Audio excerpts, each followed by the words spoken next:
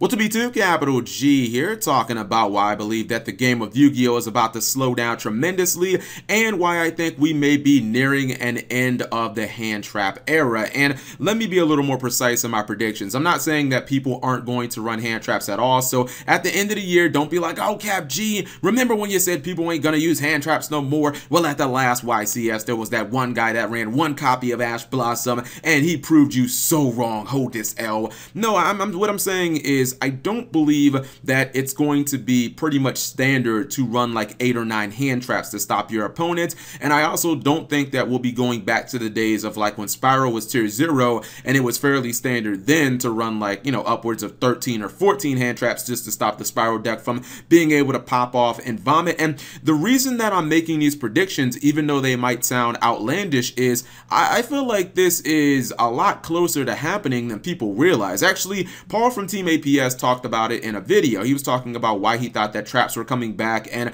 he thought the game was going to slow down, and I completely agree with him. In fact, it's something that I've kind of been preaching since the start of the Vrains era.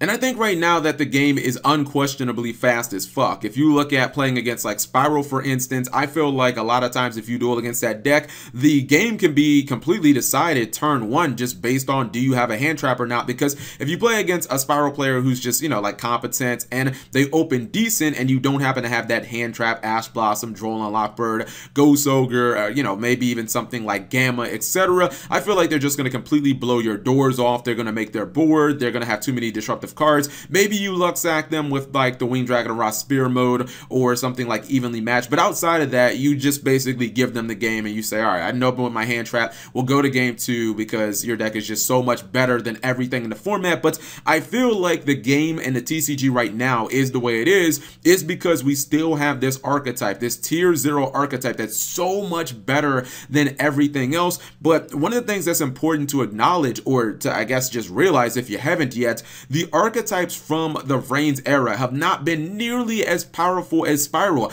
I don't even think they're anywhere close to Zoodiac. I mean, maybe you could look at an archetype like Trickstar, and you could say, well, Cap, if, you know, Double Helix had never been a thing, Trickstar probably would have won a YCS by now. Yeah, maybe that's possible, but do you ever feel like Trickstar would have ever gotten so good that we have to main deck like 5 to 6, 7, 8 cards specifically for that deck? Do you ever feel like there'd be situations where Trickstar almost always win if you don't have a specific hand or if you don't open with a hand trap? Like, I don't really think so. I don't think that Trickstars will ever be, even at their best, close to what Spyro is. And if you really look at these archetypes, everything from Coda the Duelist, from the Gokis to, you know, Flames of Destruction and like the Element Sabers, I think that there has been a concerted effort to try and reduce power creep. That's why a lot of these archetypes like Crawlers and, you know, maybe something like Altergeist, the Rockets, or the Mech Knights, like, they can definitely be competent and they could probably top regionals and be good. I just think that Konami is realizing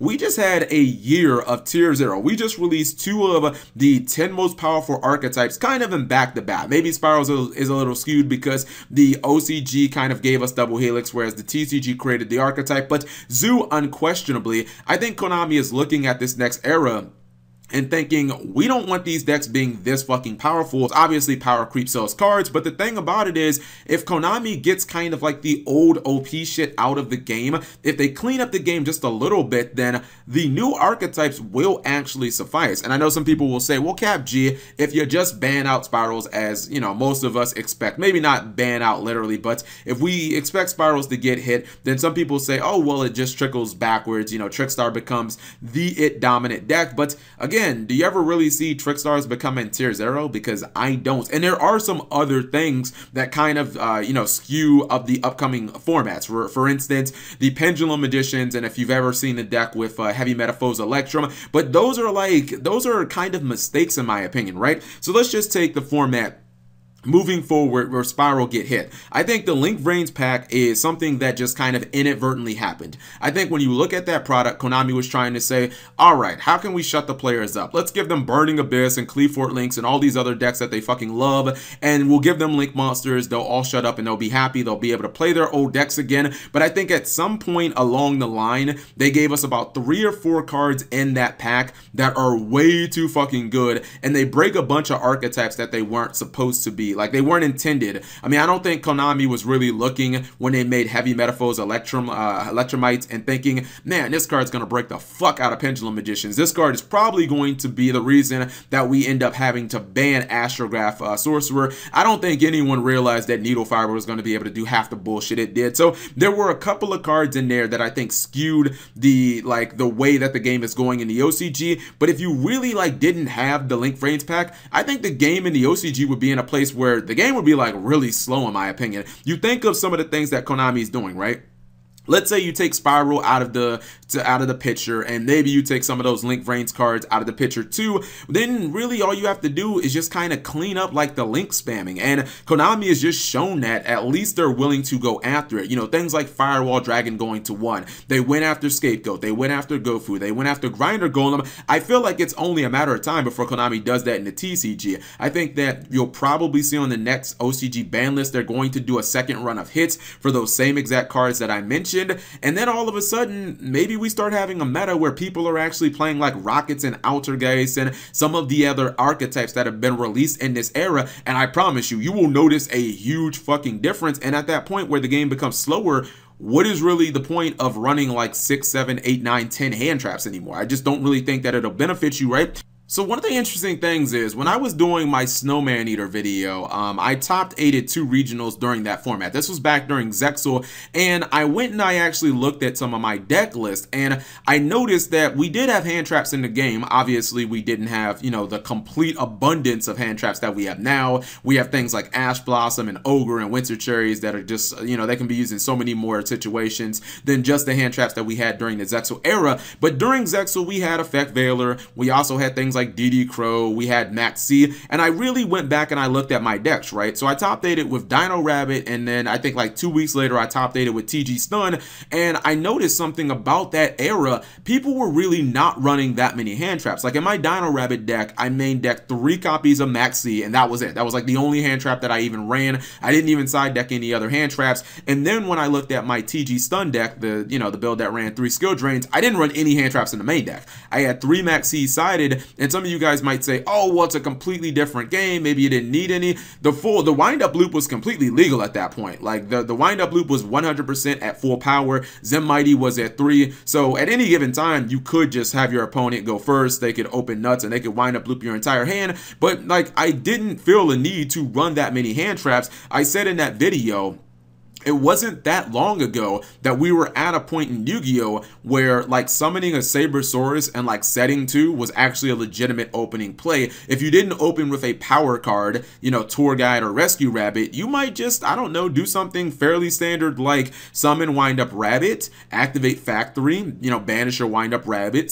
or search a Shark or a Magician for your next play to try and pop off. And that was just kind of your opening play. It was just 2 cards. I could actually see if a lot of this stuff got hit that I'm talking about, maybe 5, 6 cards, not that much, not a complete overhaul of the game, I could actually see us moving back towards that, because generic Link spam would kind of be out of the game, and we would now kind of have to rely on the Vrains archetypes. And as I've said before, if you actually play these Vrains archetypes, if you're not somebody who just says, man, I'm just gonna play Spiral because that's what the pros play, I'm gonna just play Trickstars because that's what the pros play, if you've actually experimented with the other Vrains archetypes, they're not really that powerful. And I think that we could have days again of summon 1 monster, set 2 back row, and then it's your opponent's turn. My point is, I think that the game is actually a lot closer to this utopia that I'm thinking of, where the game is so much slower like it was in the Zexal days than people think. I mean, if they get Electromite / Astrograph out of the picture, that kind of just brings Pendulum Magicians back to where they're fairly okay. You basically just kill Spiral, but you give Spiral a nice hit, and then you just kind of take out the generic Link spam cards like Scapegoat, Grinder Golem. You put those cards at 1, Firewall Dragon at 1, and what are you really left with? You're left with a meta where people are running the Vrains archetypes. Unless Konami has some secret plan in the next set, which I believe is Cybernetic Horizon, unless Konami has some secret plan to release like the next Zodiac in that set, which I just don't know why they would do that.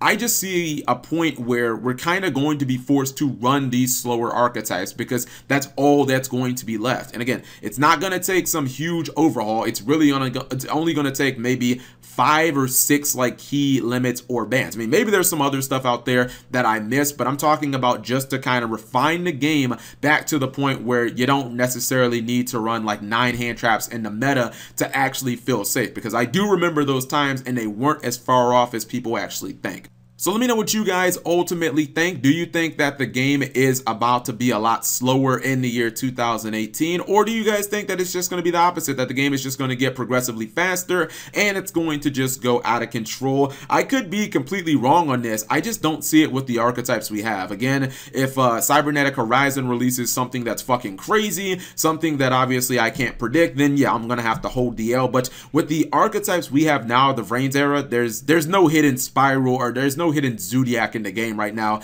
that I think that I don't know, maybe not seeing because it's in my blind spot or something like that. And also about trap cards, guys, you know, people say that traps are dead or certain cards are bad because they're traps. Just keep in mind that when the game moves to a point where everything isn't decided turn 1 and duels actually go 5, 6, 7 turns, guess what cards become incredibly good again? Trap cards. So if the game actually moves to a point where things aren't going to be decided turn 1, you're not running as many hand traps. Trap cards take up that space and they become good, extremely good. I mean, you guys remember like just maybe 8-9 months ago, people were talking about how D-Barrier needs to be fucking hit on the ban list. Now that card's completely garbage. Trap cards are really a product of the format, and if we have a slow format, things like Solemn Strike might move back towards, you know, being like fucking god cards and stuff like that. So whatever you guys think, leave it in the comment section below. Thank you guys for watching. As always, subscribe if you have not already. Turn on that notification bell for daily videos.